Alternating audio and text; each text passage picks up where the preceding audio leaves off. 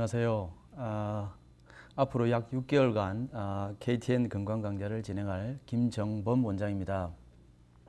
오래전에 한 8개월 정도 제가 KTN에서 건강 강좌를 진행한 적이 있는데 그때 언급하지 못했던 내용들을 포함해서 우리 인체의 건강을 위해서 꼭 필요한 부분들을 제가 다뤄보도록 하겠습니다.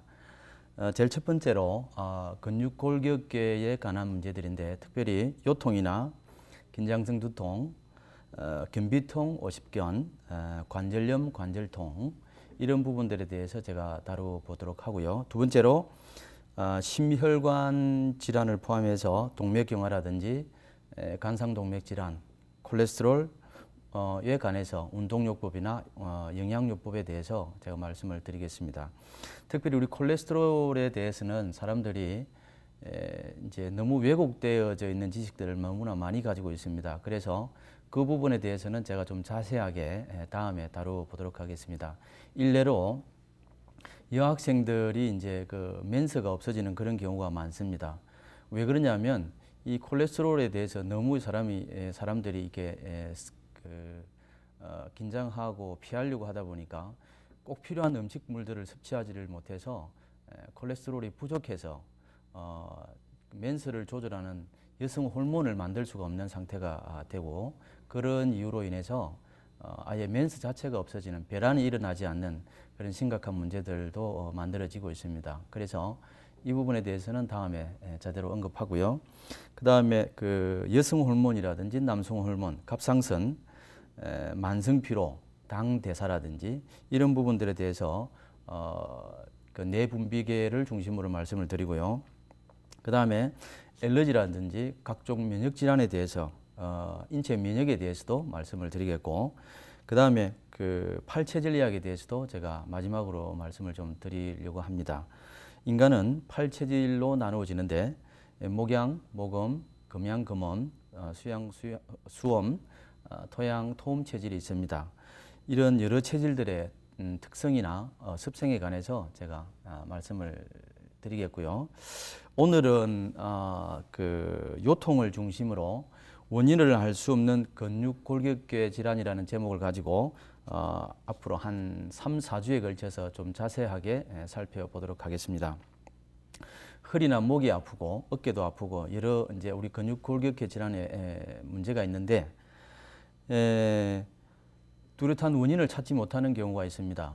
근데 여러 가지 치료를 받죠. 뭐 카이로프랙틱 치료, 뭐 침을 맞기도 하고 부항을 뜨기도 하고 뭐 마사지를 받기도 하고 이런저런 여러 가지 치료를 많이 받는데 특별히 치료 받을 때뿐이고 완치가 안 되는 그런 경우가 많이 있습니다. 이럴 때는 근육골격계에 이제 통증이 나타나고 문제가 생겨나지만 실제적으로 원인은 뭐 혈당이라든지 자궁, 소장이나 대장을 비롯한 마른 내장기관이나 혹은 내분비계에 문제가 있는 경우가 많이 있습니다.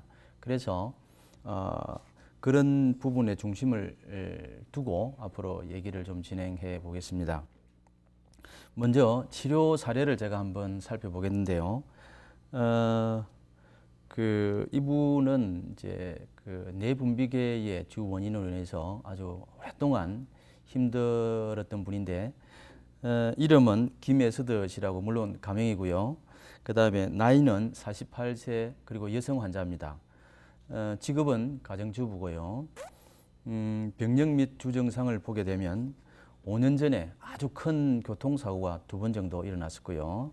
그 다음에 2006년에 자궁근종 수술을 받았습니다. 그때 히스테렉토미라고 해서 아예 자궁을 절제하는 수술을 받았는데 그때 이제 그 자궁근종으로 인해서 우리 멘스를 할 때는 뭐 거의 너무나 많은 출혈이 일어나기 때문에 뭐 빈혈이 일어나기도 하고요. 아주 심각한 그런 문제가 많이 있었는데 자궁근종 수술 후에는 뭐 빈혈 같은 그런 문제들은 이제 출혈이 안 일어나기 때문에 물론 없어졌지만 그래도 수술 후에는 멘스는 하지 않지만 멘스와 같은 똑같은 현상들은 인체의 리듬은 그대로 가지고 있는 것을 볼 수가 있고요.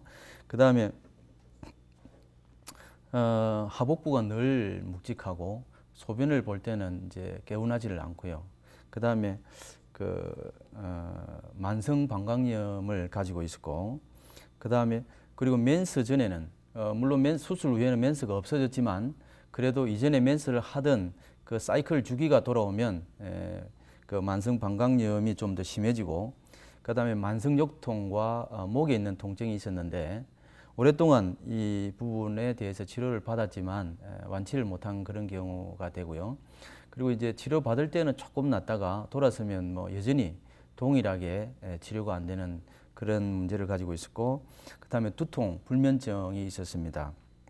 그리고 2009년에 그 교통사고를 당하셨는데 목, 허리, 어깨 통증이라든지 자골신경통, 왼쪽 팔 통증이 이제 주증상으로 나왔고요.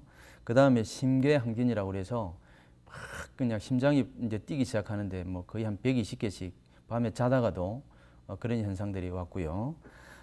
월말에는 그 이전에 맨스 주기가 원래 월 말에 있었는데 이분이 맨스 할 때가 되면 온 몸이 그냥 목이나 근육, 뭐 척추를 비롯해서 온 몸의 근육들이 아주 이제 이상으로 긴장을 하게 됩니다. 그래서 마치 덩어리가 통나무처럼 그렇게 변합니다.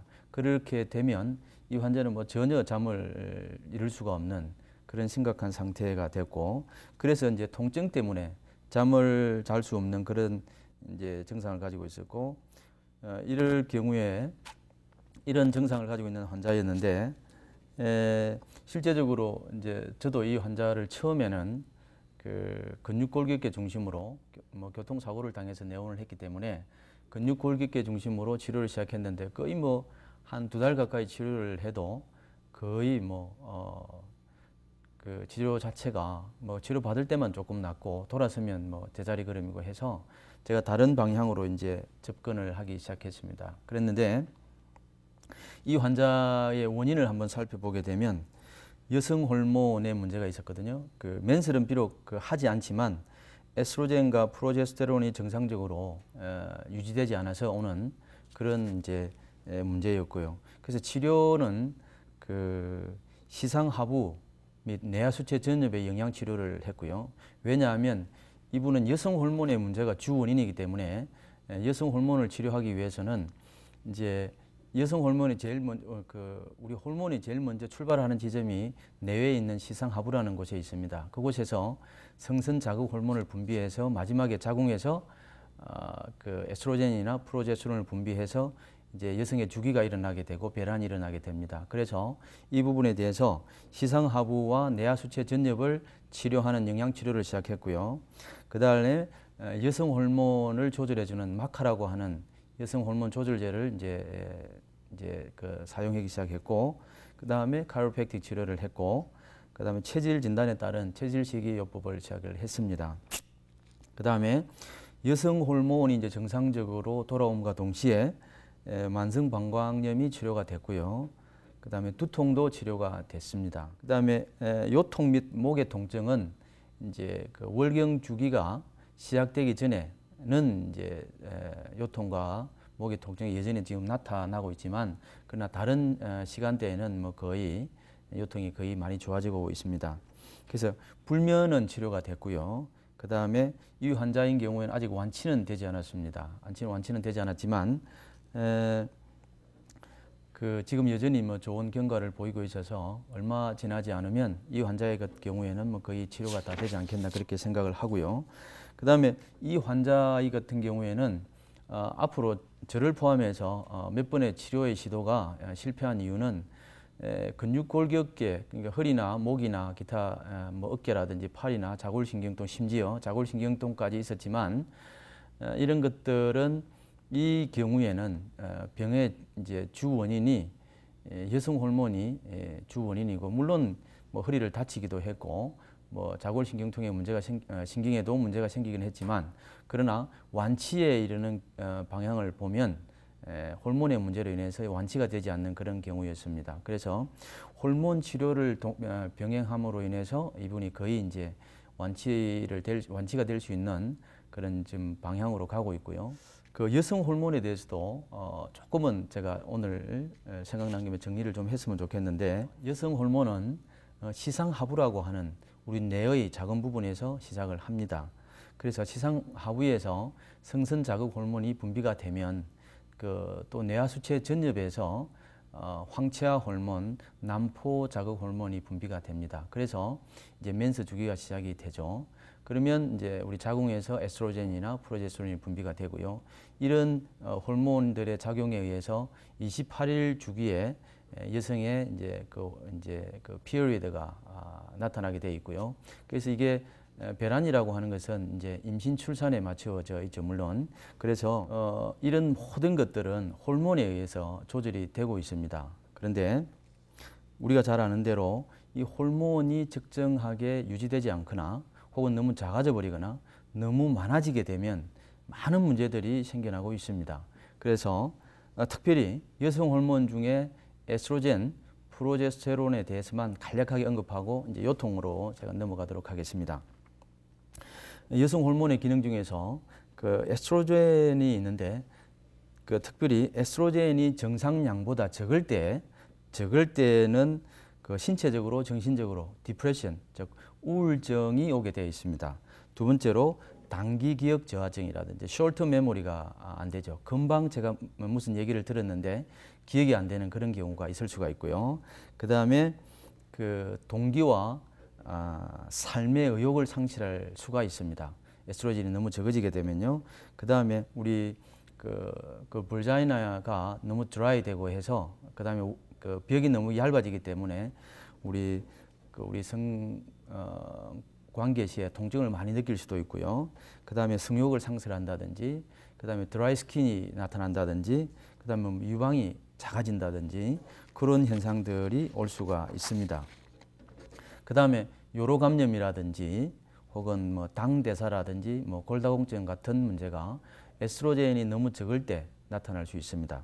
그 다음에 에스트로겐이 너무 많을 때 유방암이라든지 우리가 잘 아는 대로 뭐 자궁내막암, 자궁내막증, 그 다음에 뭐 담낭지라든지 자율면역질환, 뭐 하프레시라든지 디프레션, 우울증이라든지 그러면 마이그레인 두통이라든지 이런 현상들이 올 수가 있습니다. 그래서 이렇게 많은 이제 그 역할들을 하고 있는 호르몬에 문제가 생기게 되면 뭐 조금 전에 말씀대로 그런 여러 가지 문제들을 발생을 시킬 수가 있습니다. 그래서 오늘 제가 소개한 케이스는 근육골격계 질환임에도 불구하고 목의 통증, 자골신경통, 요통 이런 문제임에도 불구하고 병의 근원이 호르몬에 있었기 때문에 그 근원을 다루지 않아서 치료에 실패했던 그런 경우고요.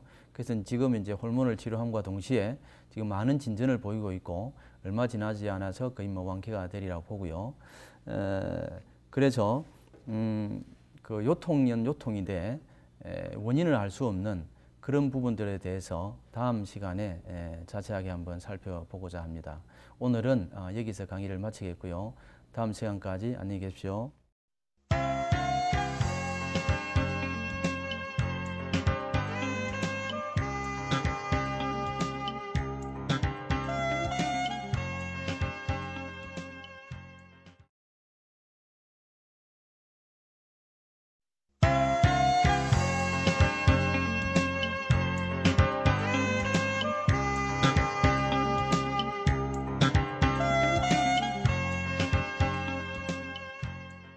안녕하세요. KTN 건강강좌를 진행한 김정범 원장입니다. 지난 시간에 이어서 오늘은 그 요통에 대해서 원인을 알 수 없는 근육골격계 질환에 대해서 요통을 중심으로 제가 한 달 정도 한번 살펴보고자 합니다. 지난 시간에 이어서 오늘은 그 조금 더 구체적으로 요통에 관해서 살펴보겠는데 제일 먼저 허리가 아프거나 목이 아플 때 혹은 뭐 근육골격계에 뭐 팔이나 다리가 아플 때 제일 먼저 있을 수 있는 일이 인대나 근이나 텐덤이라고 그러죠. 뭐 한국말로 힘줄이라고 그러기도 하고요. 그 다음에 근육에 염자 혹은 자상이 있습니다. 이런 경우는 뭐 다치는 경우죠. 크고 작게 우리가 다치는 경우가 많습니다. 직장이나 뭐 혹은 가정 뭐 여러 가지 일터에서 일을 하다가 뭐 삐끗삐끗하는 경우, 미끄러지는 경우 뭐를 통해서 우리가 뭐 이제 여러 가지 염좌나 자상을 경험하게 되는데, 또한 또 뭐 준비 없이 물건을 들다가 삐끗하는 경우도 있고요. 이런 경우에는 모든 사람들이 다 손상을 입는 건 아니고요. 준비가 안 돼 있거나 혹은 준변 근육들이 아주 약해져 있어서 그 일을 수행하는데 뭐 적절하지 못했을 때 나타날 수도 있고, 그 다음에 두 번째로 과다 사용할 때, 예를 들면 허리를 잘못된 방식으로 오랫동안 많이 사용하게 되면 허리 주변에 있는 연부 조직, 뭐 인대나 혹은 뭐 근육 등에 부담을 주게 되고, 그러면 이제 손상을 일으키게 되지요. 그다음 이런 경우에는 연부 조직의 이제 병변을 찾아내서 치료를 해야 됩니다. 이게 우리가 흔히 말하는 소프트 티슈 인ju리죠. 그러니까 이제 연부 조직, 뭐 근육, 인대, 신경 이런 부분들이고요. 치료 사례를 한번 보도록 하겠습니다. 그 이름은 그 루이스 체라는 청년이고요. 물론 가명이지만, 그 다음에 나이는 남자 그 19세고요. 그 다음 병력 및 주증상을 보게 되면 교통사고를 당했고요. 그 다음에 왼쪽 무릎 통증이 있었는데 교통사고 후에 아주 더 심해진 그런 경우입니다. 그래서 교통사고를 당하기 전에도 이분이 이제 병원에 가서 한 몇 번 정도 무릎 때문에 진찰을 받고 치료를 받은 경험이 있고요. 그 다음에 목 통증, 허리 통증이 있었습니다. 그래서 교통사고를 받고 나서 미국 물리치료실에 가서 여러 번 수차례 치료를 받았는데 별로 호전을 보지 못한 그런 경우고요. 치료는 손상을 받거나 약해진 조직을 찾아내서 치료를 해야 되는데, 특별히 이제 근육이 약해질 때는 우리가 이제 이 환자인 경우에는 주로 이제 근육을 치료한 경우입니다. 근육이 약해질 때는 이런 원인들을 가질 수가 있습니다. 근육과 근육을 싸고 있는 근막에 유착이 있는 경우가 있습니다. 우리가 근육이 있으면 근육 바깥에 하얀 막이 싸고 있습니다. 그래서 그 막하고 근육하고 유기적인 작용을 잘 하고 있어야 되는데, 이 부분에 이제 그냥 잼이 일어나거나 유착이 일어나서 잘 움직이지 않을 때도 우리가 근육의 문제를 일으킬 수 있고요. 신경에 이상이 있을 경우에도 근육에 문제가 생깁니다. 예를 들어서 어깨를 앞 위로 들어 올릴 때 이 삼각근이라고 하는 이 근육은 주로 경추 5번, 목에서 나오는 경추 5번 신경이 이 근육을 조절하게 되어 있는데, 목에 문제가 있어서 혹은 목 디스가 있거나 뭐 기타 여러 가지 문제에 의해서 이 삼각근을 조절하는 신경에 문제가 있으면 우리가 근육의 이상을 초래할 수 있다고 보고요. 근육과 연관된 장기에 문제가 있는 경우가 있을 수 있습니다. 허리에 예를 들어 보게 되면 허리를 다음에 또 설명을 하겠지만, 골반을 옆에서 받치고 있는 근육 중에 대퇴근막 장근이라고 있습니다. 이 근육이 약해지게 되면 골반을 이제 옆에서 잘 받치지를 못하기 때문에 한쪽으로 기울어지게 되겠지요. 그렇게 되면 또 요통이 발생할 수도 있고, 그래서 어떤 근육과 연관되어져 있는 장기에 문제가 있어도 근육의 약화를 초래하거나 이상을 초래할 수도 있고요. 그래서 이 학생 같은 경우에는 이제 무릎이 주로 아픈 이유가 무릎 관절에 통증이 나타나기는 하지만 실제적으로 그 대퇴사두근이 약해져서 오는 그런 경우였고요. 이 학생이 대퇴사두근이 약해진 이유는 소장에 문제가 있어서 약해졌고, 그 다음에 조금 전에 말씀드린 대로 근막하고 사고를 당하면서 혹은 그 이전에 농구를 하면서 다쳤거든요. 그래서 다치면서 근육과 근막이 이제 유착이 일어나서 그것이 해결되지 않은 상태에 있기 때문에 특별히 계단을 올라가거나 내려갈 때에 이제 무릎 관절에 통증을 느끼는 그런 경우였고요. 그래서 이런 경우에는 이제 그렇게 뭐 어렵지 않게 뭐 문제만 잘 찾아내면 잘 치료가 될 수 있는데, 물론 아주 뭐 성경적으로 잘 치료된 경우이기는 하지만 또 환자 자체가 젊고 아주 뭐 대학생이었으니까 뭐 아주 치료에 잘 반응할 수 있는 그런 나이이기도 하고요.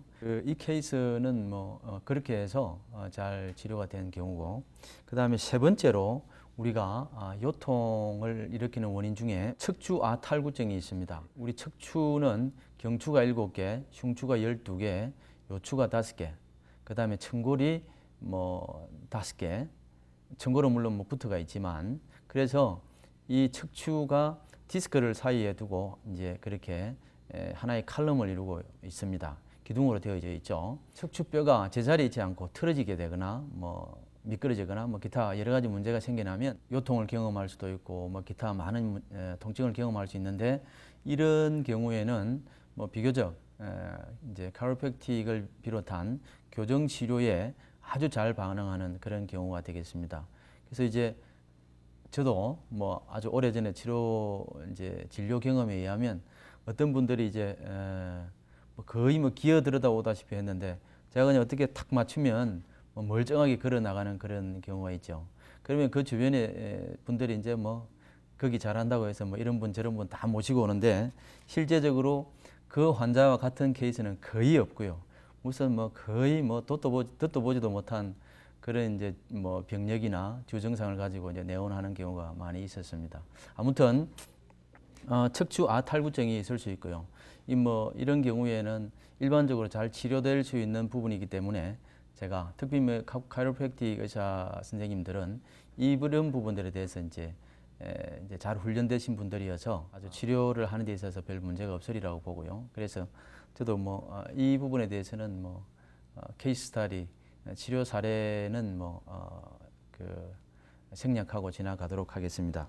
그럼 네 번째로 그 허리나 목에 오는 추간판 탈출증이 있습니다. 우리가 흔히 말하는 디스크라고 하는 거죠. 저도 한국에서 오랫동안 진료를 많이 했었는데 뭐 한국에서 워낙 뭐 디스크 환자들을 많이 보고 그래서 여러 가지 그 임상적인 사례를 봐왔기 때문에 뭐 웬만하면 이거는 뭐 수술이다 아니다라고 말할 정도로 많은 케이스를 가지고 있습니다. 이 디스크가 문제가 생겨서 삐져나오거나 판이 뭐 깨어지거나 수액이 터져서 아예 그냥 추간공항으로 흘러내리거나 기타 여러 가지에 의해서 이제 심각한 문제를 일으키죠. 이제 수액이 완전히 터져서 밖으로 뭐 흘러나온 경우가 아니면 대부분의 경우에는 뭐 치료가 다 잘 될 수 있고요. 그 요통 환자의 거의 이제 대부분의 요통 환자들은 디스크 환자라고는 볼 수가 없고요.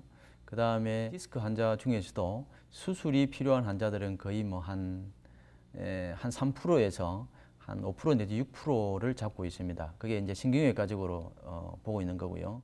그런 경우에는 뭐 그 어떤 치료도 뭐 포기하시고 빨리 수술을 받는 경우가 많고요. 수액이 터져서 밑으로 흘러내리게 되면 그건 뭐 열어서 긁어내지 않고는 뭐 다른 대안이 없기 때문에 그런 환자들은 뭐 그 어떤 치료도 별로 도움이 되지를 않습니다. 디스크 문제라 할지라도 또 수술을 하지 않고도 치료될 수 있는 디스크가 그 문제가 대부분이기 때문에 그렇게 이해를 하시면 좋겠고요. 추간판 탈출증에 대해서 제가 이제 사례를 한번 간단하게 보고 오늘 아마 시간이 다 될 것 같은데, 그 이름은 그 가브리엘 리라고 하는 분이고요. 물론 가명입니다.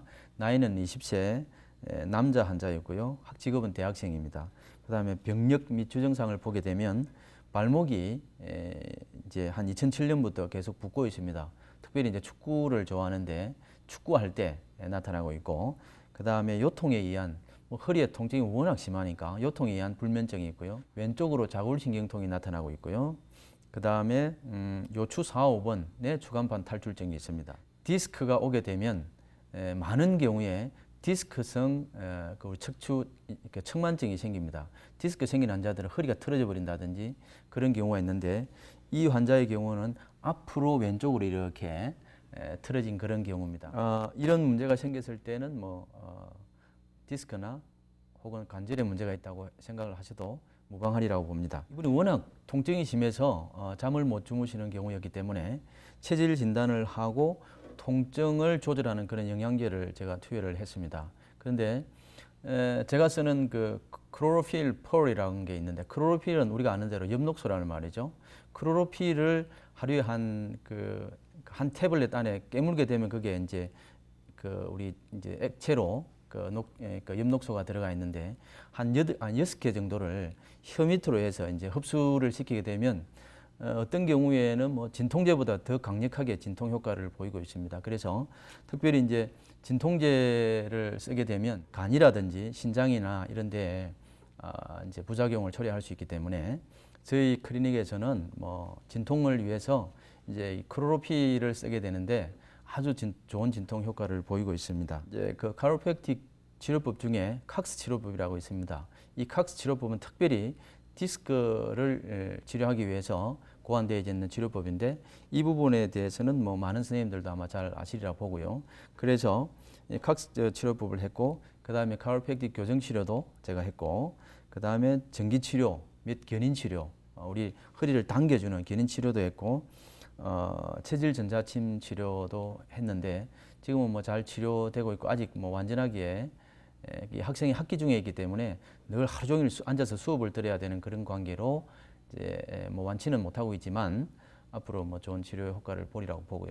그래서 오늘은 그 허리나 목 디스크에 대해서 뭐 아주 간략하게 제가 살펴보긴 했지만 대부분의 목 디스크나 허리 디스크는 수술 없이도 치료가 잘 될 수 있는 그런 경우라고 보시면 됩니다. 그 디스크에 관해서 한 케이스를 더 소개하고 싶은데 이 케이스는 뭐 다음에 제가 소개를 하기로 하고요.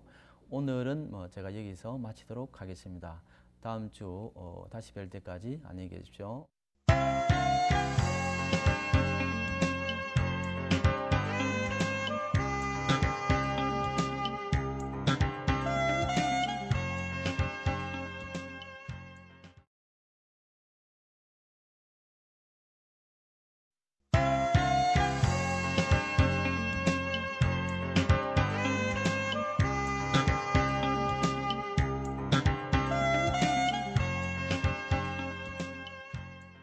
안녕하세요. KTN 건강 강좌를 진행하는 김정범 원장입니다. 지난 시간에 이어서 오늘은 그 추간판 탈출증 디스크에 관해서 제가 아주 자세하게 조금 언급을 하기로 하겠습니다. 먼저 케이스를 하나 더 보도록 하겠는데요. 이름은 그 테레사 장이라고요. 물론 가명입니다. 그 나이는 40세고요. 여성 환자고 그 다음에 이제 주부입니다. 이전에 요통이 있었는데 카이로프랙틱 클리닉에서 치료를 받고 나서 많이 좋아졌고요. 그러고 난 이후에도 완전하지 않아서 이분이 이제 운동을 했는데 운동 이후에 거의 뭐 너무 좋아져서 잘 지내셨다고 합니다.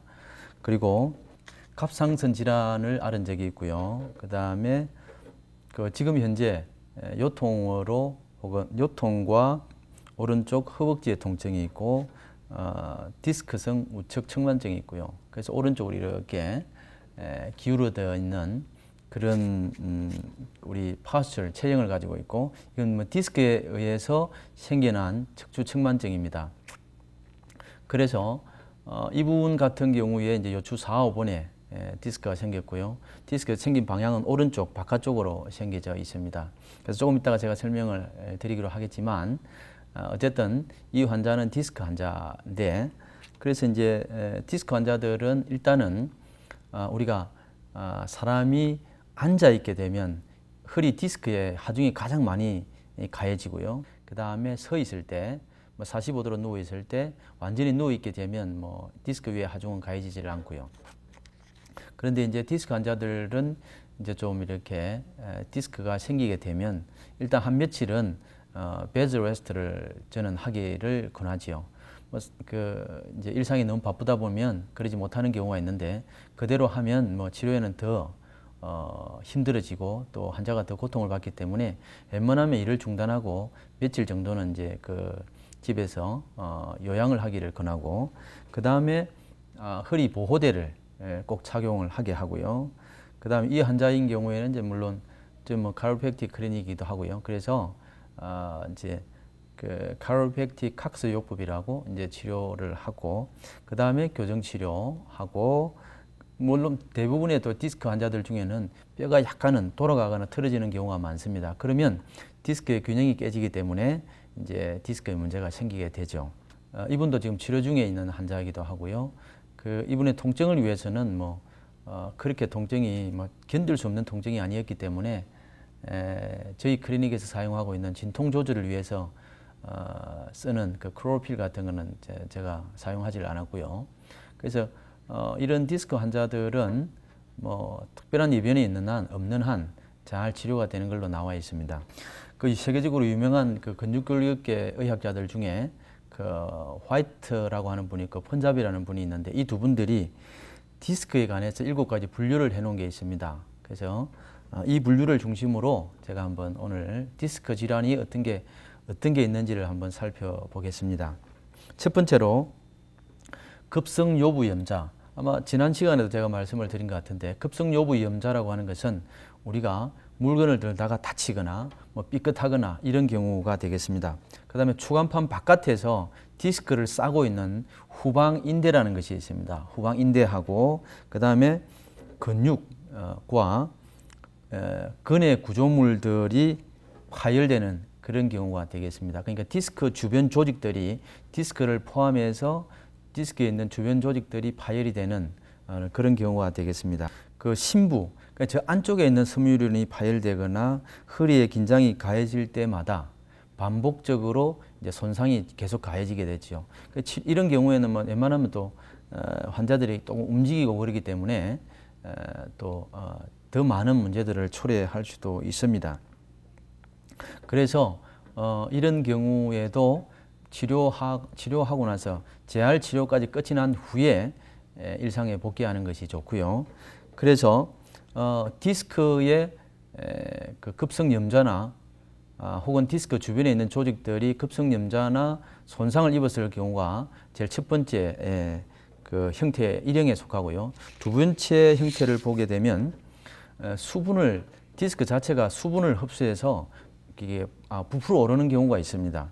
그런 경우에는 추간판이 수분을 흡수해서 부피가 커져 버린 상태, 이럴 때도 통증을 유발하게 되어져 있습니다. 사진을 찍어 보게 되면 디스크 부피가 좀 이제 커져 있는 그런 것들을 우리가 볼 수가 있고요. 이것이 그 화이트라는 사람과 펀잡이라는 사람이 분류한 디스크의 7가지 유형 중에 두 번째 유형이 되겠고, 세 번째 유형으로는 후측방 섬유륜 파열. 그런 이제 섬유륜이라고 하는 것은 조금 전에 그냥 우리가 흔히 디스크라고 제가 부른다고 그랬죠. 디스크라고 이렇게 얘기를 한다면 후측방이니까 이게 섬유륜이 있으면, 디스크가 있으면 뒤쪽 바깥쪽에 파열이 되는 그런 경우가 있습니다. 이곳에는 그 많은 양의 신경 섬유들이 모여 있는데 이곳이 파열되게 되면 뭐 요통을 느낄 수도 있고요. 그 다음에 천장골 관절, 우리가 골반 근처에 통증이 나타날 수도 있고, 그 다음에 이제 뭐 대퇴부나 그 다음에 엉덩이 쪽, 둔부 쪽으로, 뒷면 쪽으로 통증이 나타나고, 이런 경우는 이제 주로 방사통으로 나타납니다. 이런 자골 신경통은 그러니까 후측방 섬유륜이 파열돼서 오는 방사통일 경우에는 우리가 허리를 진단할 때, 검사할 때 가장 쉽게 해볼 수 있는 방법이 이제 환자를 바로 눕혀 놓은 상태에서 이제 다리를 쭉 펴서 그대로 이제 들게 됩니다. 그러면 허리에 디스크가 있는 사람들은 이제 어느 각도에 가게 되면 우리가 다리를 들 수가 없는 그런 경우가 생기죠. 그래서 디스크를 우리가 진단하는 검사 중에 하지직거상 신체 검사가 있는데, 이걸 해보면 양성으로 나타나지 않고 음성으로 나타납니다. 이런 경우에는 이제 하지 방사통, 자골 신경통이 있음에도 불구하고 이제 하지직거상 검사가 그 정상으로 나타나죠. 후측방 섬유륜 파열 시기에 나타나는 현상입니다. 그 다음에 네 번째로 그 프로트루전, 추간판 팽윤이라고 얘기하기도 하고 그 디스크 팽윤이라고 그렇게 얘기할 수 있습니다. 이 경우에는 그 디스크 추판 위에 우리가 수핵 혹은 이제 있는데, 이 수핵은 정상인데 그 우리 추간판만 바깥으로 이제 밀려 들어가 있는, 신경 쪽으로 이제 밀려 들어가 있는 그런 상태를 말하고요. 그래서 약간의 이제 섬유륜 파열도 물론 동반되어져 있고, 섬유륜을 잡아당겨서 이제 평윤을 일으킬 때 이제 이때는 주로 직접적으로 신경이 눌리는 현상을 우리가 볼 수가 있습니다. 그래서 이런 경우가 이제 디스크 조직에 가장 심하게 손상을 받았을 때가 우리가 말하는 프로트루전, 일반적으로 그냥 우리가 디스크 하면 이 경우를 말하고요. 물론 이제 O형도 우리가 볼 수가 있겠지만, 그래서 이 경우에는 뭐 신경이나 뭐 하지직거상 검사라든지 운동신경, 감각신경의 데미지를 받는 경우가 되겠습니다. 그래서 그럼에도 불구하고 우리 이제 디스크 프로트루전이 왔을 때, 추간판 팽윤이 왔을 때 이제 수술도 할 수도 있겠지만, 이런 경우에는 제가 보기에는 수술보다는 보존적 치료를 우선으로 해야 되고요. 간혹 이런 경우에는 거의 다 보존적 치료로 완치가 된다고 볼 수 있지만, 그렇지 않은 경우에 먼저 수술만 하게 되면 환자들이 손해보는 경우가 되지 않겠나 그렇게 생각을 하고요. 여러 가지 조직의 침범 상태가 나타날 수 있지만, 이런 경우에도 수술은 피하는 것이 좋겠다. 그것이 제 생각이고요. 그 다음에 5번째로는 디스크가 이제 아예 잘라져 나와서 조각이 만들어지는 그런 경우가 있습니다.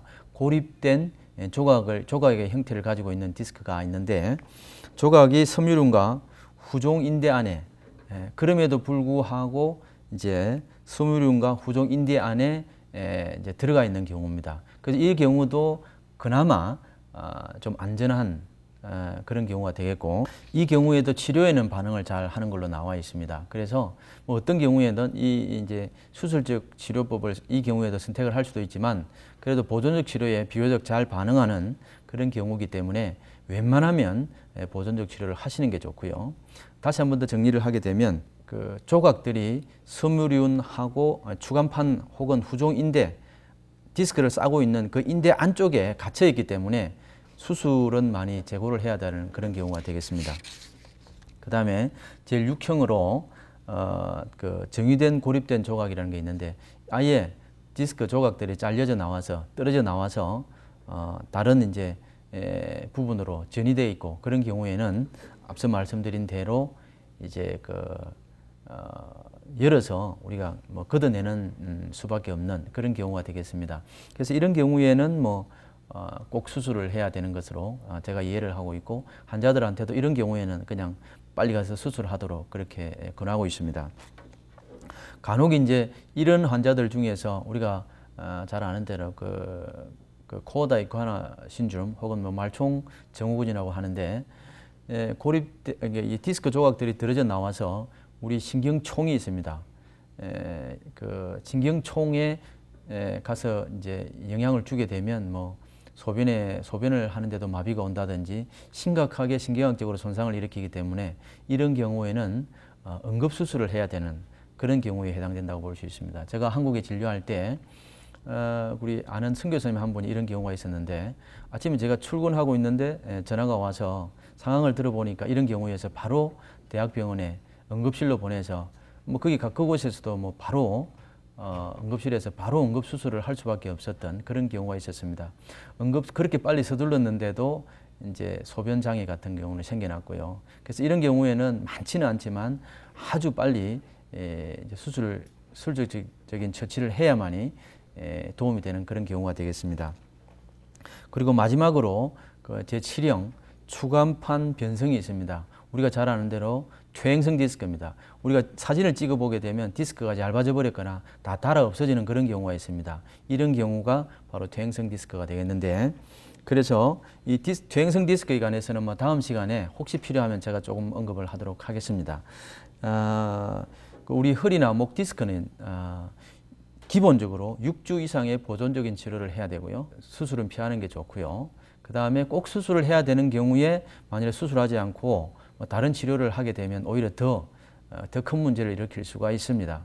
그래서 디스크 문제에 관해서만큼은 이제 디스크 문제에 정통하는 의사 선생님들을 통해서 적절하게 도움을 받으면 좋겠다 싶어지고요. 오늘은 제가 여기까지 하고요. 다음 주에 뵙도록 하겠습니다. 여러분 안녕히 계십시오.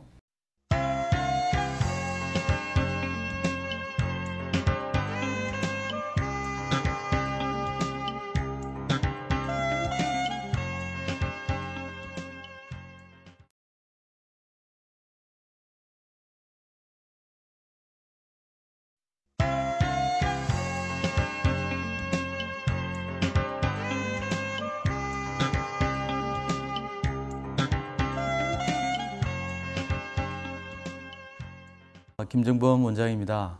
제가 오늘은 그 엔도크린 시스템, 뇌 분비계에 대해서 앞으로 한 4주, 4주, 5주에 걸쳐서 한번 살펴보려고 하고요. 뇌 분비계는 그 뇌 분비선이 있잖아요. 뇌 분비선에서 각종 호르몬을 순환하는 혈액 속으로 분비를 하게 되죠.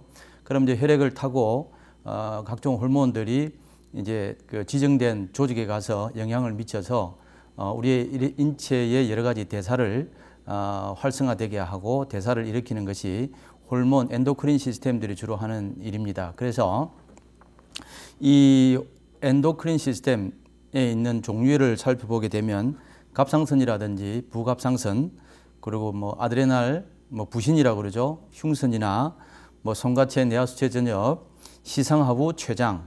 췌장에서는 뭐 물론 다 아시는 대로 인슐린을 분비하기도 하고요.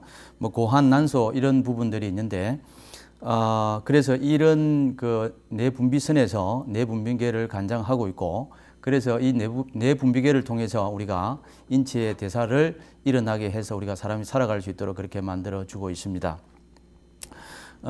당 대사는 췌장에서 일어나지 않습니까? 췌장에서 인슐린을 분비해서 일어나게 되는데, 뭐 당뇨를 포함해서 뭐 저혈당이라든지 인슐린 저항증이라든지 뭐 X 신드롬이라 같은 여러 가지 문제들이 췌장과 관련해서 당 대사와 관련해서 일어날 수 있고요. 그 다음에 갑상선이라고 하는 곳에서 우리가 잘 아는 대로 그 타이록신이라고 하는 그 갑상선 호르몬을 분비를 하죠. 그리고 이 타이록신은 인체의 모든 전반적인 부분에 영향을 미쳐서 대사가 일어나도록 하고 있습니다. 우리가 잘 아는 대로 갑상선 기능이 낮아지게 되면 이제 우리 대사가 너무 느려져서 뭐 물만 먹어도 살이 찐다든지 혹은 뭐 몸이 붓는다든지 피로가 온다든지 그런 현상들이 올 수도 있고요. 그리고 갑상선 기능이 항진되어지게 되면 또 먹어도 살이 찌지 않고 뭐 그런 기타 여러 가지 증상들이 올 수가 있습니다. 그리고 성호르몬이 부족해지면 뭐 성결핍들이 생겨날 수도 있고 2차적인 성장 발달의 장애를 초래할 수도 있습니다. 그래서 이런 여러 가지 호르몬 중에서 특별히 이제 우리가 요즘 많은 환자들이 경험하고 있는 갑상선에 관한 문제, 혈당에 관한 문제, 또는 현대인들이 살아가면서 스트레스를 많이 경험하고 있습니다. 그래서 그 스트레스와 연관되어져 있는 우리 그 아드레날린이라고 하는 부신에 대해서도 자세하게 한번 살펴보도록 하겠습니다. 제가 갑상선에 대해서 언급을 하려고 하는데, 갑상선 자극 호르몬을 분비가 이제 내하수체 전엽에서 일어나게 되면 그걸로 인해서 우리 이제 갑상선에서 T4라고 하는 타이록신이라고 하는 호르몬을 분비를 하게 돼 있고, 그 다음에 T3라고 하는 그 티로닌이라고 하는 호르몬을 분비를 하게 됩니다. 그래서 갑상선에서는 이 두 가지의 이제 그 호르몬을 분비를 하게 되는데, 뭐 타이록신이 한 93% 정도 되고요. 그 다음에 T3, 티로닌이 한 7% 정도 됩니다. 그래서 뭐 물론 T4는 이제 세포 안에서 T3로 변환되는 과정을 거치게 되어져 있고요. 그래서 이 변환되는 과정에 문제가 있어도 갑상선의 혈액 검사상에는 문제가 없지만 이 변환 과정에 문제가 있어도 갑상선의 기능 저하를 경험할 수가 있습니다. 그래서 특별히 그 관심을 기울여야 되겠고요. 그리고 갑상선 호르몬은 뭐 그 간이라든지 간을 비롯해서 모든 인체의 세포의 대사에 관여를 하고 있습니다. 그래서 이 갑상선이 뭐 아주 중요하기로는 뭐 말할 것도 없고, 그래서 많은 사람들이 갑상선의 문제를 경험하고 있고 또 주변에 우리가 갑상선에 관한 얘기들을 많이 듣고 있습니다. 앞으로 자세하게 좀 살펴보려고 하고요. 그 다음에 갑상선은 우리가 우리 몸에 있는 여러 가지 내분비선 중에서 가장 이제 조직이 큰 조직으로 되어져 있습니다. 그래서 이 갑상선에 공급되어지는 혈액이 다른 이제 그 내분비선에 비해서는 제일 많아야 되고요. 그 다음에 갑상선의 기능을 제가 한번 쭉 살펴보도록 하겠는데, 그래서 우리가 음식물을 통해서 우리가 사람들이 이제 인체가 에너지를 얻게 되고 얻게 되어지는데, 이런 에너지의 생산하는 속도라든지 비율을 갑상선이 조절을 하고 있습니다. 그래서 소화를 조절한다든지 산소의 흡수에 관한 거라든지 저장된 지방의 대사에 있어서도 갑상선이 아주 중요한 역할을 하고 있고, 그 다음에 그 모든 신체와 우리 내장 기관의 활동을 조절하고 있습니다. 뭐 갑상선의 기능에 따라서 설사가 올 수도 있고 혹은 뭐 변비가 올 수도 있고 조금 이따 살펴보기로 하겠지만 그런 현상들이 생길 수도 있고요. 그 다음에 1차적으로 우리 체온을 갑상선에서 조절하고 있습니다. 그 어린 아이들이 이 뇌가 발달을 하게 되는데 IQ의 결정적인 역할을 하는 것이 갑상선에서 하고 있습니다. 우리 신경계에 미치는 영향이 워낙 크기 때문에 그렇게 나와져 있고, 그 다음에 기분과 정서라든지 혹은 뇌신경 전달 물질에 영향을 주기도 하고, 또 우리 요오드를 갑상선의 호르몬을 만드는 그 물질인 요오드에서 면역에 아주 많은 관계를 하고 있고, 그 다음에 그래서 이 요오드 성분을 통해서 뭐 인체에 해로운 박테리아라든지 뭐 펑거스라든지 뭐 이스트 바이러스 같은 것들을 이제 처리를 하고 있기도 하고요. 그래서 갑상선 기능에 대해서 조금 더 자세하게 언급을 해보면, 갑상선은 인체의 기초 대사율과 체온을 조절하고 있습니다. 그래서 갑상선의 기능에 따라서 사람이 더위를 못 참게 된다든지 혹은 뭐 추위를 못 참는 그런 현상도 생겨날 수가 있고, 특별히 갑상선 호르몬의 양이 적어지게 되면, 갑상선의 기능 저하가 오게 되면 기초 대사율이 떨어지고 체온이 저하됩니다. 그래서 추위를 많이 타게 되고 뭐 식욕이 증가한다든지 체중이 증가하는 그런 것도 올 수가 있고, 그 다음에 갑상선의 호르몬이 양이 많아지면, 갑상선의 기능이 항진되어지게 되면 기초 대사율이 증가하는 건 뭐 말할 것도 없고 체온이 증가하고 특히 더위를 못 견디게 되고요. 그 다음에 식욕이 증가하고 고혈압도 올 수 있고 체중이 증가하기도 하고 그런 현상들이 많이 올 수 있습니다. 그 다음에 탄수화물, 지질, 단백질 대사에 갑상선이 결정적으로 기여를 하고 있고, 그 다음 당 분해를 촉진한다든지 하다군 지방이 우리 체내에 축적되어져 있는데 지방을 떼어내어져서 사용되어지도록 하는데 갑상선이 필요하고요. 그 다음에 갑상선이 필요한 게 아니라 갑상선 호르몬들이 필요하죠. 그 다음에 단백질 대사의 필수적인 부분을 이 갑상선 호르몬들이 담당을 하고 있습니다. 그래서 간에서 콜레스테롤 대사를 증가시키기도 하고요. 그 갑상선 기능이 저하되게 되면 뭐 당 대사가 저하되고 혹은 콜레스테롤이 증가하고 혈중 지방 증가하고 단백질 대사가 저하되거나 부종이 생기기도 하고요. 그 다음에 갑상선 기능이 황진되어지거나 증가하게 되면 탄수화물, 지방, 단백질 대사가 증가하고 너무 많이 대사가 활성화돼서 체중이 저하된다든지 뭐 근육의 감소라든지 그런 현상들도 올 수가 있고, 그 다음에 이제 신경에는 아주 미치는 영향이 큰 걸로 나와 있습니다.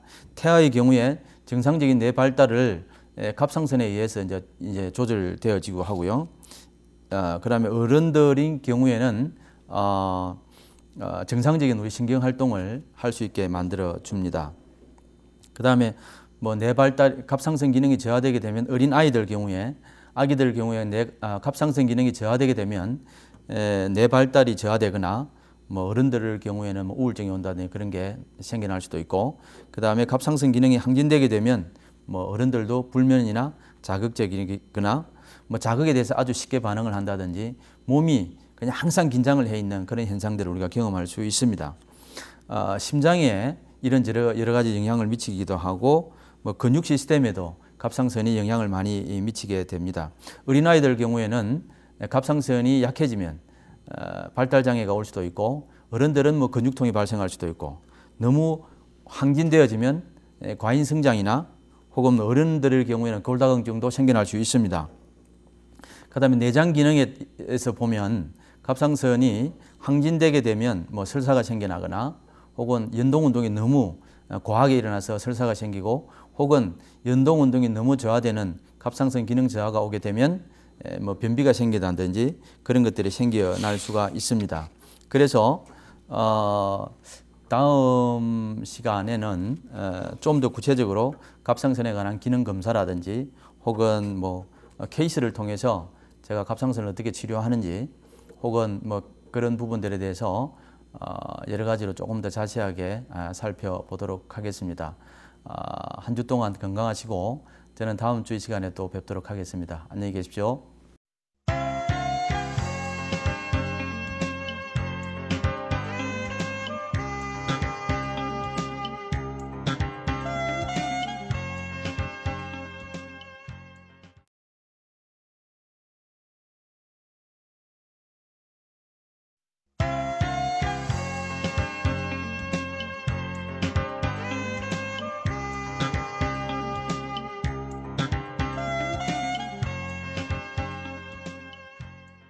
안녕하세요. 김정범 원장입니다. 지난 시간에 이어서 갑상선에 대해서 제가 좀 더 자세하게 살펴보도록 하겠습니다. 지난 시간에 갑상선을 통해서 우리 인체에 얼마나 많은 영향이 생겨나는지를 제가 살펴봤는데 심장 예를 들면 심장에도 커다란 영향을 주고 있습니다. 갑상선 호르몬을 통해서 정상적인 심장 기능을 촉진하게 되어져 있는데 갑상선 기능이 저하되게 되면 심장의 펌프 기능이 저하되거나 혹은 심장의 이제 박동이 저하되고 혹은 뭐 혈압이 약화된다든지 순환이 저하된다든지 그다음에 기능이 너무 항진되어지면 심박이 증가하거나 혹은 혈압이 증가하거나 그 상태로 계속 지속하게 되면 심장의 기능이 페일류어하는 심장의 기능이 이제 완전히 망가지게 되는 그런 현상도 생겨날 수가 있습니다. 그래서 우리 갑상선을 잘 조절하고 관리하는 것은 아주 필요하다고 보고요. 그래서 이 갑상선 그러면 기능상의 문제를 어떻게 검사할 것인가에 대해서 제가 한번 말씀을 드리도록 하겠습니다. 첫째로 저희들이 하는 경우에는 그것은 모발 검사를 합니다. 그래서 모발 검사를 통해서 세포 수준에서 그 갑상선이 어떻게 영향을 미치는지를 제가 알아보고 있고요. 칼슘이나 포타슘의 비율이 우리 모발 검사를 통해서 너무 높게 나오면 세포 레벨에서 갑상선의 기능이 저하되어져 있다고 우리가 보고요. 그 다음에 칼슘과 포타슘의 비율이 낮으면 갑상선 기능이 우리 세포 레벨에서 너무 항진되어져 있다 그렇게 보고 있습니다. 지난 시간에도 말씀드린 것처럼 우리가 혈액 검사를 통해서 이제 수치적으로 갑상선 호르몬이 정상량을 유지하고 있다 손치더라도 기능적으로 많은 문제들이 생겨날 수 있습니다. 그래서 정상과 여러 가지 검사를 종합적으로 판단해서 갑상선의 기능상의 문제들을 치료하게 되면 인체가 우리 몸이 아주 많이 좋아지는 것들을 제가 볼 수가 있고요. 그 다음에 STP 검사라고 있는데 갑상선 호르몬을 검사하는데 타액 검사를 통해서 검사를 하게 됩니다. 그래서 오히려 이 혈액 검사보다 혈장을 통한 혈액 검사보다 이 침을 가지고 검사하는 것이 갑상선에 대해서는 조금 더 정확하거나 효과적이다라고 말할 수가 있고요. 그래서 그 검사를 통해서 우리가 체크하는 게 유리되어져 있는 free TSH 그러니까 갑상선 자극 호르몬을 수치를 검사하게 되고요. 물론 이건 내하수체 전엽에서 분비되는 호르몬이고 그 다음에 갑상선에서 분비되는 T3하고 T4, 티로닌, 타이록신 이 두 가지를 우리가 혈장 검사를 통해서 하든지 아니면 타액 검사를 통해서 우리가 수치를 검사하게 됩니다. 조금 더 나아가서 우리 갑상선 기능 저하증 환자들 중에서 자가 면역성 갑상선 기능 저하증이 있는데 이럴 경우에는 갑상선 항체 검사를 우리가 또 하게 되죠. 제가 아침에 눈 뜨자마자 우리 겨드랑이 밑에 체온계를 넣어서 매일매일 우리가 체온을 체크하게 만듭니다. 그러면 갑상선에 문제가 있는지를 우리가 좀 더 쉽게 알 수도 있고요. 물론 체온에 영향을 주는 여러 가지 요소들이 있을 수 있습니다. 프로테스테론이 저하되었다든지 아니면 시상하부 기능 저하증이라든지 혹은 아드레날 스트레스 호르몬에 문제가 있다든지 그러면 체온에 영향을 받을 수 있지만 그럼에도 불구하고 기초 대사율을 측정하는 데 있어서는 체온을 측정해서 우리가 자료를 수집하게 되면 아주 유익한 정보를 얻을 수가 있습니다. 이쯤에서 제가 케이스 스터디 사례를 제가 하나 말씀을 드리고 싶은데 여자 환자고요. 그 다음에 나이는 50세입니다. 그 다음에 주증상 및 병력을 살펴보게 되면 아주 만성 피로가 아주 심하고요. 너무 피로하고요. 그 다음에 체중이 아주 증가되고 그다음에 갑상선이 약간 좀 부어 있는 것처럼 보이는 갑상선 종대가 있었고 그 다음에 기억력이 아주 저하되어지고 행동이 아주 느려집니다. 그 다음에 기초 체온이 제가 기초 체온을 재라고 했었는데 기초 체온이 많이 저하되어져 있었고 그래서 이 환자를 혈액 검사를 했는데 혈액 검사상에서는 갑상선 자극 호르몬이 거의 한 10배 정도 수치가 높은 걸로 나와 있고요. 원래 0.45에서 한 4.5 UIU 정도가 밀리리터당 정상인데 이분은 뭐 거의 한 45 UIU 정도 나와서 아주 높은 수치를 보이고 있고, 그 다음에 T3하고 T4는 감소가 되어져 있기는 한데 어느 정도 감소가 되어져 있는 걸로 나왔습니다. 그래서 이분은 이제 그 갑상선 기능 저하증 환자로 이제 진단이 되어졌고, 또 혈액 검사 속에 다른 소견은 철분이 부족한 걸로 나와 있고, 그 다음에 혈중 칼슘도 부족한 걸로 검사 결과에 나왔습니다. 그래서 이분 진단은 자가 면역성 갑상선 기능 저하증이라고 하는 진단이 나왔고, 그래서 치료는 갑상선을 스포트하는데 필요한 그 영양제를 제가 썼고, 그 다음에 철분이 든 종합영양제제도 썼고요. 그 다음에 칼슘, 마그네슘 두 가지가 동시에 들어있는 영양제제를 투여를 했고, 그 다음에 B12를 혀 밑으로 해서 제가 이제 섭취하도록 했고, 그 다음에 체질 진단에 따른 식사법하고 체질 면역요법 치료를 계속하고 있는데, 환자는 일주일에 한 번 정도 집에서 제가 이제 처방해준 영양제제들을 잘 복용을 하고 일주일에 한두 번 정도 와서 병원에 와서 치료를 받고 있는데, 거의 시작한 지 뭐 그렇게 오래되지는 않았는데 좋은 결과들을 보이고 있습니다. 갑상선 이분 같은 경우는 혈액 검사상 뭐 너무 명확하게 갑상선 기능 저하가 나타났기 때문에 뭐 의심할 여지가 없이 그대로 치료하지만, 꼭 이제 혈액 검사상 정상 소견이라 할지라도 아주 이제 갑상선의 기능 이상이 초래하는 경우가 많이 있습니다.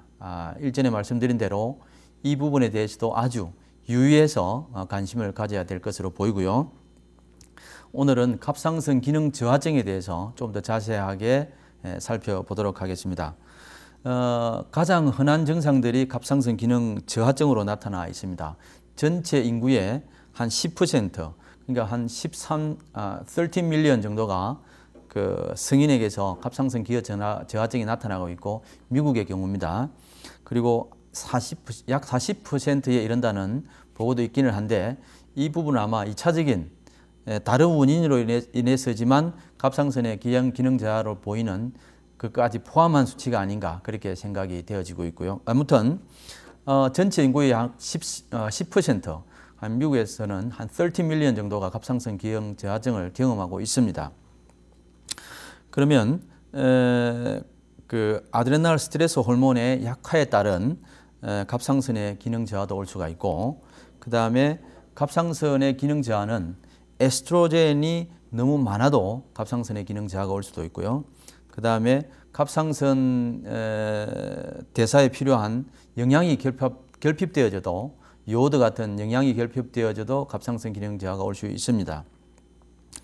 갑상선 자체에 또 다른 질환이 생겨났을 때도 기능 저하가 올 수도 있고, 이런 갑상선 기능 저하가 오게 되면 사람들이 아주 1차적으로 피로를 경험하게 되어 있고, 행동이 느려지거나 의욕이 상실되어지거나 그래서 어떤 경우는 너무 심하게 피로해서 몸을 일으키기 힘들 정도도 생겨날 수도 있습니다. 이럴 경우에는 주로 이제 갑상선 기능 저하를 치료하게 되는데, 앞서 말씀드린 그런 케이스 스터디처럼 갑상선의 이제 기능을 도우는 그런 영양제자들을 제가 투여를 하고요. 그 다음에 요오드를 쓴다든지 혹은 체질 진단하고 체질에 맞는 식사하게 되고, 또 자율면역요법도 치료를 하게 됩니다. 그래서 앞서 말씀드린 그런 케이스 같은 경우에는 자가 면역성 질환을 동반하고 있기 때문에 특별히 이제 면역 치료가 필요하고요. 그래서 이런저런 방법들을 통해서 우리가 갑상선 기능 저하를 치료하게 되는데, 어떤 경우에는 또 드라마틱하게 반응하는 경우가 많고요. 그래서 일반적으로는 이제 많은 경우에 갑상선 기능 저하를 치료하는 데 별로 어려움이 없다 그렇게 볼 수가 있겠습니다. 갑상선 기능 저하증 중에 하시모토 갑상선염을 통해서 기능 저하가 오는 경우가 있는데, 갑상선이 우리 인체에 있는 자기 면역에 의해서 공격을 받아서 염증이 생겨서 문제가 생기는 경우가 있고요. 그럴 경우에는 가족력하고도 연관이 많이 있고, 그 다음에 원인을 보게 되면 스테로이드 호르몬의 부조화라든지 많이 너무 과하다든지 저하되어졌다든지 그런 걸 통해서도 이 갑상선염이 생겨날 수도 있고요. 에스트로겐이 너무 많아도 이런 문제가 생겨날 수 있고 특정한 정서적인 패턴을 보이기도 하고요. 그 다음에 다른 면역 질환이 있을 경우에도 이런 문제가 생겨날 수 있고 그래서 이런 것들이 있으면 만성 소화장애 그 다음에 장애 염증이라든지 이런 것도 생겨날 수 있습니다. 앞서 말씀드린 대로. 그래서 저 같은 경우에는 이제 갑상선 기능 테스트와 검사를 병행해서 하는 게 그 요오드 패치 테스트라는 걸 합니다. 그래서 그 요오드라고 하는 것은 우리가 아는 대로 갑상선을 만드는 갑상선 호르몬을 만드는 그 기초적인 물질이지 않습니까? 그런데 많은 경우에 아프리카 같은 나라에서는 이제 요오드를 섭취할 수 있는 생활 속에서 요오드를 섭취할 수 있는 기회가 너무 적기 때문에 소금 안에 아예 요오드 성분을 집어넣어서 법률로 규정을 해서 이제 요오드 성분을 섭취하도록 하는 그런 나라도 있습니다. 그런데 우리 요오드 패치 테스트는 그 요오드 성분을 우리 몸에 팔뚝 같은데 제가 발라주죠. 발라주게 되면 그럼 요오드 성분이 노란 색깔이지 않습니까? 그럼 요오드 색깔이 이제 우리 몸에 발려져 있는데 이 색깔이 원래는 24시간 이후에 서서히 없어져야 되는데 24시간 이전에 없어지게 되면 문제가 있고요. 그 다음에 10시간 이내에 없어지게 되면 더 큰 문제가 있게 됩니다. 그래서 이 간단한 검사를 통해서 이분이 갑상선 기능 저하 중에 원인 중에 요오드 성분 자체가 없어서 호르몬을 만들지 못하는 그런 것들을 우리가 정확하게 진단해 낼 수가 있고요. 그래서 그 요오드 부족증 환자라고 이제 그렇게 우리가 말씀을 드릴 수가 있고요. 이런 요오드 부족증 환자를 위해서는 갑상선 영양제를 투여하고 그 다음에 요오드 성분들도 또 투여를 하게 되어 있고 미네랄 중에서도 비타민 B12를 쓰고요. 그 다음에 몇 가지를 병행해서 이제 저희들이 쓰게 되는데 그렇게 되면 요오드 부족증으로 인해서 오는 갑상선 기능 저하도 우리가 잘 치료를 할 수가 있습니다. 그래서 요오드 패치 테스트를 통해서 다른 큰 검사를 하지 않더라도 아주 간단한 검사이긴 하지만 갑상선 기능을 우리가 판단함에 있어서 진단함에 있어서 요오드 성분을 우리가 고려하지 않을 수가 없기 때문에 이런 검사를 해서도 좋은 결과를 얻을 수가 있습니다. 그 다음에 요오드에 대해서는 다음 시간에 대해서 제가 조금 더 자세하게 말씀을 더 드리고자 하고요. 오늘은 시간이 다 되어서 여기서 마치도록 하겠습니다. 다음 시간에 뵐 때까지 여러분 안녕히 계십시오.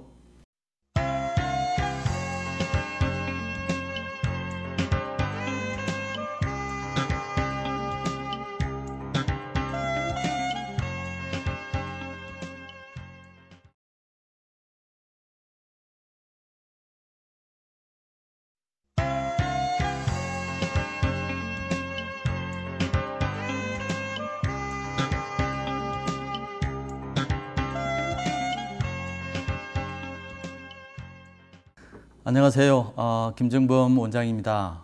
지난 시간에 이어서 갑상선에 대해서 조금 더 살펴보도록 하겠습니다. 지난 시간에 제가 요오드에 대해서 말씀을 드렸는데 갑상선 기능 저하 중에서 그 갑상선 호르몬을 만드는 요오드 성분의 결핍에 의해서도 많은 사람들이 갑상선의 기능 저하증을 경험하고 있기 때문에 제가 말씀을 드리고 있습니다. 특히 우리나라 한국 같은 경우에는 그 음식물을 통해서 충분히 요오드 성분을 섭취할 그럴 가능성이 사실은 많습니다. 그런데 이제 바다와 접하지 않는 그런 나라들은 요오드 성분을 이제 섭취하는 데 많이 제한점이 있을 수가 있고요. 그 다음에 그 요오드에 의해서 어떠한 좋은 그러니까 요오드가 있어야만이 되는 그런 이유들을 제가 잠시 말씀을 드리도록 하겠습니다. 요오드를 통해서 갑상선 기능 저하에 도움이 되고요. 그 다음에 갑상선이 커진 경우에도 도움을 받을 수가 있습니다.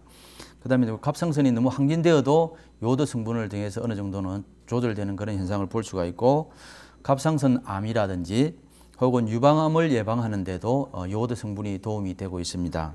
그 다음에 특별히 호르몬과 연관되어지는 암의 예방을 도우는데요. 자궁암이라든지 그 유방암이라든지 난소암이라든지 혹은 그 프로스테이트 남성들이 많은 경험하는 그런 전립선 암을 예방하는 데도 요오드가 도움이 되고 있습니다. 그 요오드는 갑상선 뿐만 아니라 유방이라든지 뭐 아드레날린 그 부신을 말하죠.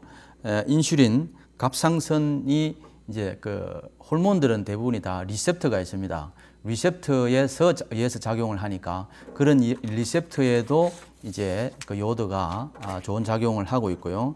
그 다음에 만성 피로 환자들한테도 요오드 성분을 통해서도 우리가 많이 도움을 줄 수가 있고, 그 다음에 사람들이 너무 심한 긴장을 한다든지 혹은 그런 경우에도 요오드가 도움이 되고, 그 다음에 에너지 생산을 할 때 우리가 이제 그 ATP 프로덕션을 할 때도 도움이 되고 있고요.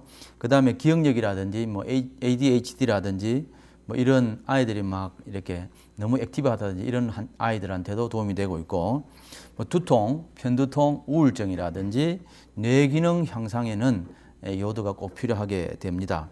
그런데 이 요오드 성분을 통해서도 우리 인체에 미치는 그런 영향들이 수없이 많이 있습니다. 제가 언급하지 않은 것들 중에도 많은데 요 정도로 언급을 하고요. 그 다음에 그 요오드 성분이 보여주는 특별한 기능을 한두 가지만 제가 살펴보면 중금속을 우리 체내로 배출하는 그런 기능들을 하고 있습니다. 우리 디톡시피케이션이라고 그렇게 얘기를 하는데 그 크로린이라든지 플로라이드라든지 혹은 그 브로민 같은 이런 중금속들을 요오드 성분이 다 우리 체내로 배출을 시키고 있고요.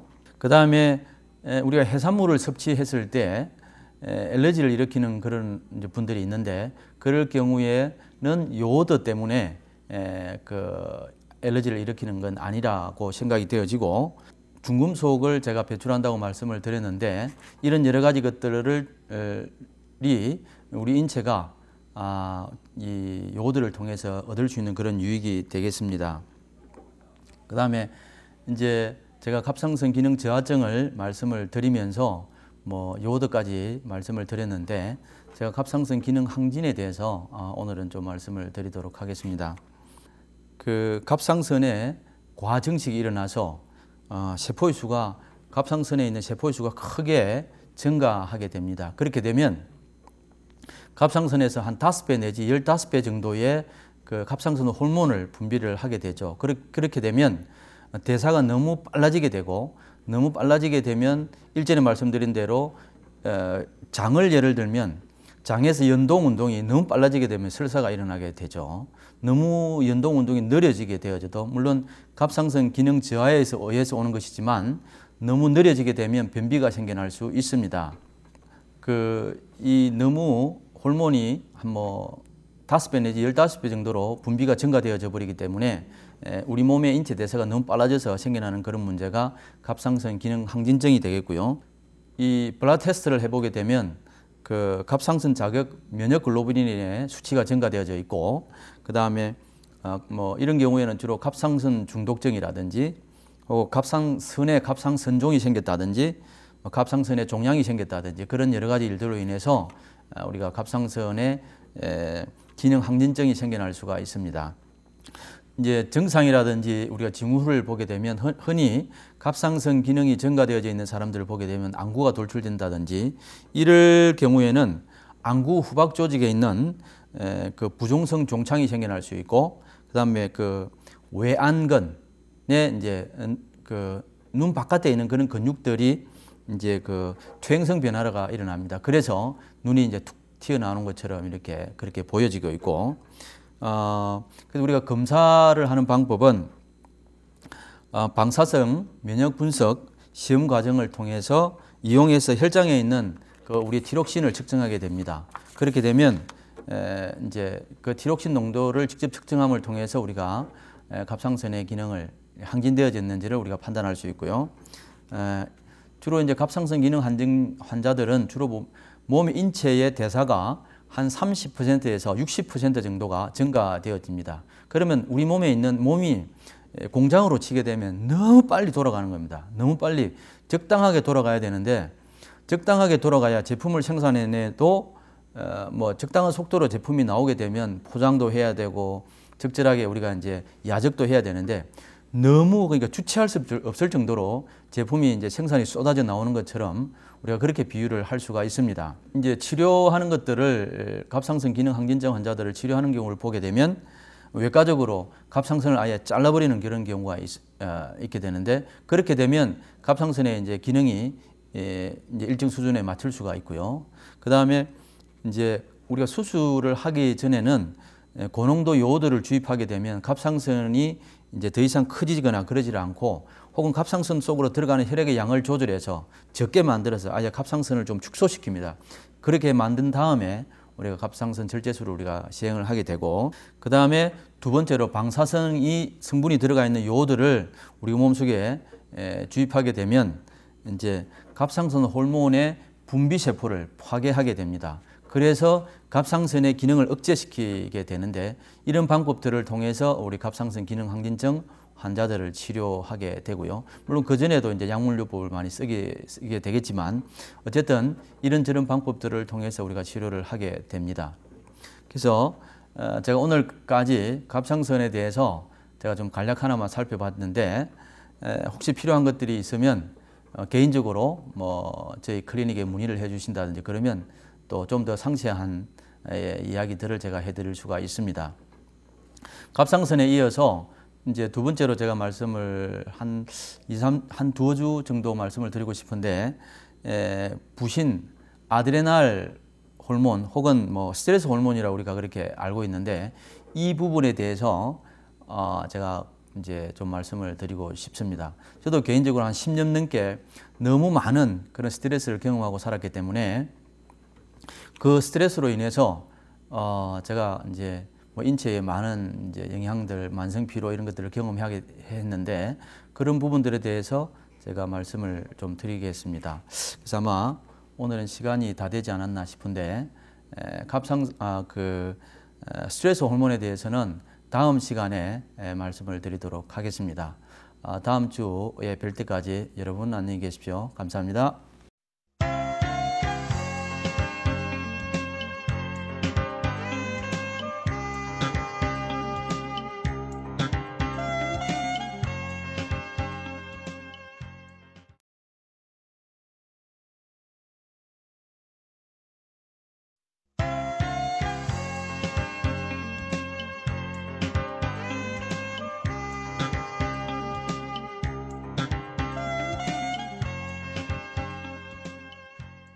안녕하세요. 김정범 원장입니다. 오늘은 그 부신 호르몬 아드레날에 대해서 살펴보도록 하겠습니다. 현대인들은 뭐 많은 스트레스를 받고 살게 되는데 물론 그 중에 저 자신도 포함이 되어져 있고요. 그래서 이 부분에 대해서는 조금 상세하게 해야 되지 않겠나 그렇게 생각을 합니다. 좀 더 우리가 인체가 우리 사람들이 건강하게 살 수 있도록 했으면 좋겠고요. 이전에 우리가 병원에 가게 되면 의사 선생님들이 내용을 잘 모른다 싶으면 스트레스 때문이라 그렇게 이야기를 한다고 어른들이 그러시는데 제가 그게 이해가 됩니다. 그래서 많은 경우에 많은 병의 근원이 이 스트레스에 있는 것을 볼 수가 있고요. 그럼 어떻게 해서 스트레스에 이런 많은 병의 근원이 있는지를 한번 살펴보도록 하겠습니다. 우리 부신이라고 하는 이 선은 우리가 아는 대로 콩팥 위에 붙어가 있지 않습니까? 월넛 정도의 크기인데 그렇게 크지는 않죠. 갑상선에 비하면 뭐 아주 작죠. 그래서 이 부신에서 아드레날 호르몬, 스트레스 호르몬의 기능을 담당을 하고 있고요. 특별히 스트레스를 조절하는 여러 가지 호르몬들을 분비를 하고 있습니다. 또한 우리가 인체가 내외적인 여러 가지 환경적 변화를 경험하고 있습니다. 이 환경적인 변화에 대해서 인체가 항상성을 가지고 적절한 대응을 할 수 있도록 이 부신 호르몬에서 그런 조절을 하고 있고요. 그 다음에 우리가 일을 위해서 긴장해야 될 때가 있습니다. 그때도 우리가 몸이 탁 긴장해서 일을 처리할 수 있도록 우리 스트레스 호르몬, 부신에서 그렇게 해주고 있고 인체의 수분 조절을 하는데도 영향을 주고 있고 혈당 조절에 있어서 아주 중요한 역할을 하고 있습니다. 그래서 특별히 식간에 이제 아침을 먹고 점심을 먹기 중간 사이에 혈당 조절에 우리 부신 이 호르몬들이 아주 결정적인 역할을 하고 있고, 그 다음에 상처 부위에 뭐 항염증 작용을 한다든지, 그 다음 면역 시스템의 강화를 시키기 위해서는 또 이 호르몬들이 필요하고요. 스테로이드, 물론 뭐 이 호르몬들은 대부분이 스테로이드 호르몬입니다. 그래서 운동선수들이 스테로이드 호르몬을 맞게 되면 힘이 쉬어지지 않습니까? 그것처럼 우리 그 아드레날 호르몬들은 우리 몸들을 갖다가 긴장해서 아주 강하게 만들어주는 그런 역할들을 하게 됩니다. 에너지라든지 스태미나라든지 스트렝스 같은 데 영향을 미쳐서 우리 인체가 아주 강해지도록 그렇게 만들고 있습니다. 그리고 또한 건강한 정서를 유지하도록 그렇게 해주는데, 스트레스 호르몬에 문제가 생겨도 우리가 정서적으로 불안하게 됩니다.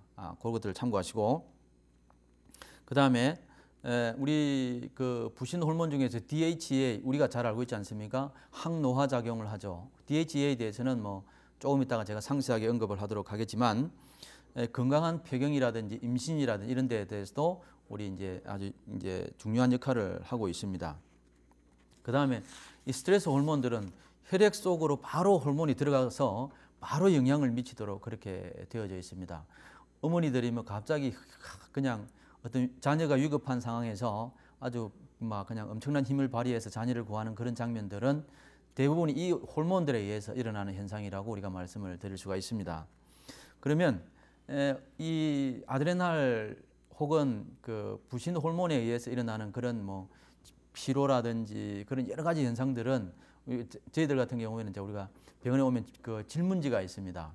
그 질문지를 주게 되면 그 질문지에 이제 답이 나오는 것에 따라서 우리가 이 1차적으로 부신 아드레날과 스트레스 호르몬과 연관되어져 있는 문제가 있는가 없는가를 판단하게 되는데, 질문지의 내용을 보게 되면 아침에 일어나기 힘든가, 어떤 분들은 아침에 일어나기가 너무 힘든 거예요. 그런 경우에는 대부분이 스트레스 호르몬에 아드레날 호르몬에 문제가 있습니다. 계속해서 필요한가, 자도 필요한 거예요. 자도 피로가 해결이 안 되는 사람, 그 다음에 하루 중에 에너지가 갑자기 오후 되면 에너지가 확 처지는 사람들, 그런 경우, 그리고 어떤 단 음식들이 계속 먹고 싶어진다든지 혹은 짠 음식이 먹고 싶어진다든지, 저도 그런 것들을 경험을 하고 있습니다. 그래서 뭐 한 2번 치료를 시도를 했는데 실패했는데, 저는 다른 방법들을 이제 한번 해보려고 하고 있습니다. 그러면 아마 성공하지 않겠나 생각이 되어지고요. 엘러지가 있는가, 소화장애가 있는가, 이런 여러 가지 질문들을 해서 우리가 이제 점수를 내게 되는데, 뭐 20점에서 40점이 나온다. 그런 경우에는 약한 정도의 이제 피로증이 있는 환자고요. 그 다음에 40점에서 70점 정도는 한 중증의 피로감이 있는 사람, 70 이상은 뭐 아주 심각한 만성 피로가 있는 사람들이 해당이 됩니다. 그래서 그러면 우리가 이제 이런 질문지를 통해서 이제 아드레날에 의한 피로가 있는지 얘를 찾게 되고, 두 번째로 직접적으로 간단한 검사를 하게 됩니다. 환자들을 이제 방 안에 딱 세워놓고 아직 불을 다 꺼버리면 깜깜해지지 않습니까? 그러면 제가 한쪽에서 이제 그 눈에 플래시를 비추게 됩니다. 그래서 우리 동공이 빛을 받게 되면 수축을 하게 되지 않습니까? 근데 그 수축을 한 상태에서 30초 이상은 홀드를 해야 되는데, 금방 수축했다가 다시 이완이 되어버리는 그런 경우가 있습니다. 그럴 경우에는 이 부심 이제 그 호르몬에 문제가 있는 경우가 되겠고요. 그래서 이걸 아이리스 테스트라고 그렇게 말하고 있습니다. 그 다음에 두 번째로 기립성 저혈압 테스트를 하게 되는데, 환자를 5분 내지 15분 정도, 10분 정도 뭐 이제 누워 있게 하고, 그 다음에 혈압을 측정하게 됩니다. 그 다음에 이제 혈압 측정하고 나서 환자를 이렇게 세우게 되면 세워서 혈압을 측정을 다시 하게 되는데, 이때에 혈압이 10 내지 20mg압이 올라가줘야 정상입니다. 혈압이 따라 올라가지 않으면 이제 우리 뇌에 혈액 공급이 저하되기 때문에 갑자기 뭐 어지럽다든지 뭐 핑 돈다든지 그런 것들을 경험하게, 앞이 깜깜해진다든지 그런 것들을 경험하게 되는데, 이런 경우에는 대부분이 이제 그 부신의 호르몬에 문제가 있어서 혈압 조절이 안 되게 됩니다. 우리가 자세가 바뀔 때 혈압이 제대로 정상적으로 빨리빨리 따라 올라가 줘야 우리 뇌에 혈액 공급이 정상적으로 되어지고, 그렇게 되어지면 우리가 다른 뭐 이상을 경험하지 않게 되는데 그건 정상이라고 볼 수 있죠. 그런데 아이리시 테스트하고 이제 기립성 저혈압 테스트를 통해서 우리가 간단하게 이분이 그 아드레날린성 피로증을 가지고 있는지 혹은 그 부신 호르몬의 기능이 정상적인지를 우리가 판단할 수가 있게 됩니다. 처음에 우리가 스트레스를 받게 되면 호르몬을 내보내게 되죠. 그러면 이제 우리 몸이 경고를 하게 됩니다. 많은 스트레스가 들어오고 있다고. 두 번째로 그 스트레스에 대해서 저항하는 그런 스테이지가 있고, 너무 스트레스 호르몬을 만들어 내보내다 보면 아예 스트레스 호르몬을 만들 수 있는 그런 원료가 부족해지는 그런 경우까지 이르게 되는데, 그때는 이그조션, 고갈된 상태라고 그렇게 말하고 있습니다. 그런데 너무나 많은 사람들이 이 스트레스 호르몬과 연관되어져서 피로를 경험하고 있습니다. 그런데 이런 환자들은 첫째로 몇 가지를 금해야 됩니다. 에너지 고갈을 그냥 식은땀이 날 정도로까지 몸을 혹사시킨다든지, 그 다음에 탄수화물을 섭취할 때 너무 이렇게 가공되어진 거 아예 그냥 다 다른 영양소들은 다 벗겨내고 그냥 이게 탄수화물만 있는 그런, 그냥 설탕만 있는 그런 것들을 섭취하게 되면 또 우리가 문제가 되고요. 또 이런 스트레스 호르몬에 의해서 이제 뭐 피로가 있다는 이런 분들은 뭐 죄의식을 가지는 사람도 있고 뭐 너무 공격적인 행동을 하는 사람도 있고, 그런데 대부분이 마음을 좀 차분하게 해서 일을 좀 차분하게 처리를 해 주시면 고맙겠고요. 그 다음에 특히 알러지를 일으키는 그런 음식들은 뭐 철저하게 피하시는 게 좋겠고요. 저희들 같은 경우는 이제 체질 진단을 해서 체질에 맞는 식단을 이제 환자들한테 드리게 되죠. 체질 진단이 딱 끝나는 그날에 이런 운동을 하고 이런 운동을 하시지 말고, 그 다음에 이런 음식은 섭취를 하고 이런 음식은 먹으면 안 된다라고 그렇게 하는 이제 유의무를 저희들이 드리고 있는데, 그런 것들은 꼭 필요하고요. 그 다음에 이제 이런 것들과 아드레날과 연관되어져서 꼭 필요한 것들은 뭐 홀푸드를 먹는다든지, 그 다음에 그럼 조금씩 자주 음식을 먹는다든지, 잠은 뭐 대부분이 10시에서 11시에 뭐 잠자리에 들거나 할 수 있으면 아침 한 8시, 7시까지는 좀 자는 것도 좋고요. 그래서 뭐 웃는다든지 스트레스 조절한 이런 것들을 통해서 이제 우리가 접근하게 되는데, 우리 부신 호르몬들은 주로 스테로이드 호르몬입니다. 그래서 이 호르몬이 분비가 되면 사람이 막 강해도 되고 막 에너지도 생겨나고 스태미나도 강해지고 이런데, 이 부분에 대해서 조금하게 언급을 하게 되면 이 스테로이드 호르몬들은 콜레스테롤에서 만들어집니다. 아마 다음에 제가 이제 심혈관 질환에 대해서 언급하면서 콜레스테롤에 대해서 말씀을 드리겠지만, 분명히 LDL, 그러니까 우리 나쁜 지방이라고 알려져 있는데, 이 나쁜 나쁜 지방이 아니라 나쁜 콜레스테롤이라고 그렇게 로우 덴서리 리포 프로테인을 이야기하는데, 우리 성분을 갖다 사람들은 너무 뭐 두려워해서 제대로 알지도 못하고 심정적으로 두려워해서 아예만 먹지를 않는다든지, 그래서 더 큰 문제가 생겨나게 되는데, 콜레스테롤이 부족해서 오는 문제는 사람을 죽음에 이르기도 할 수 있지만, 오히려 콜레스테롤이 너무 많아서 생기는 문제는 우리가 혈압 압력이 높은 동맥에 상처를 줘서 동맥 경화를 일으킨다든지, 혹은 뭐 바이피케이션 되어 있는 뭐 혈관이 가지로 나누어지는 그런 부분들에 그런 영향을 줄 수는 있지만, 그러나 콜레스테롤이 부족해서 오는 심각한 문제들은 제가 지금 이제 진료 현장에서 많이 보고 있는데, 여학생들이 하도 먹지를 않아서 콜레스테롤이 부족해서 면수가 끊어져 버린다든지 그런 현상들 우리가 많이 볼 수가 있습니다. 그래서 그건 참고를 좀 하시고요. 그래서 우리가 스트레스를 받게 되면 뭐 초기에는 뭐 DHEA가 증가되고 코르티졸도 뭐 증가하고, 중기에는 뭐 DHEA는 또 증가되고 코르티졸 뭐 감소하고 뭐 이런 뭐 여러 가지 것들을 우리가 볼 수가 있는데, 만성 스트레스가 오게 되면 뭐 DHEA도 감소하고 코르티졸도 감소하고 이런 것들을 통해서 우리가 이제 환자의 상태를 판단을 하게 됩니다. 그래서 다음 시간에 계속해서 뭐 DHEA나 뭐 검사라든지 어떻게 치료할 것인가에 대해서 좀 더 살펴보도록 하겠습니다. 다음 주에 만나 뵙도록 하고요. 오늘은 여기서 그만 마치도록 하겠습니다. 안녕히 계십시오.